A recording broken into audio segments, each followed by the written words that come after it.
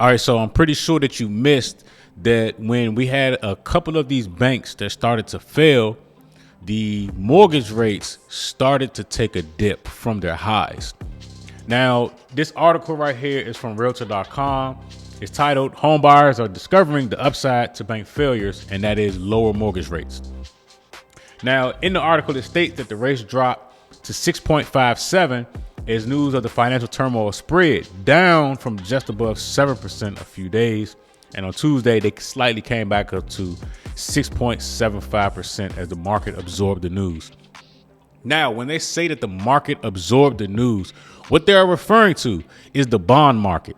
Okay, a lot of people kind of get mortgage rates and interest rates mixed up when it comes to the Fed.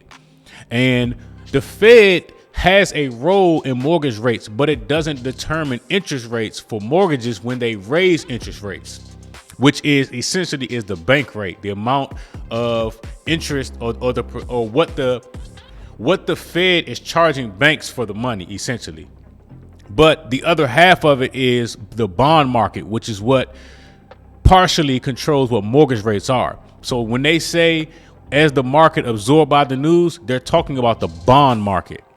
Now, one other thing that this article mentions is that anytime that there is any economic uncertainty, mortgage rates start to take a dip.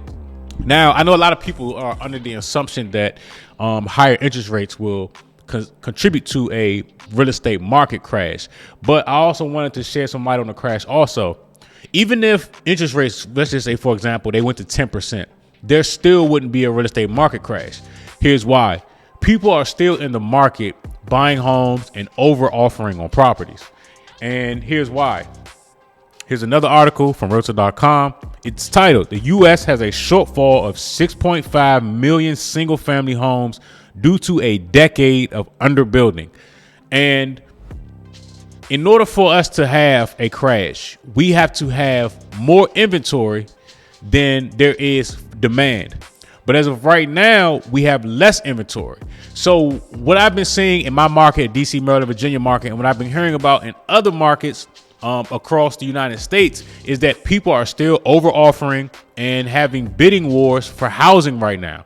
Now, I know on YouTube and, maybe in these short TikTok clips, you'll see these creators saying that the real estate market is crashing or that there is going to be a crash. However, as I've said in the past, that crash can is kicked down the road.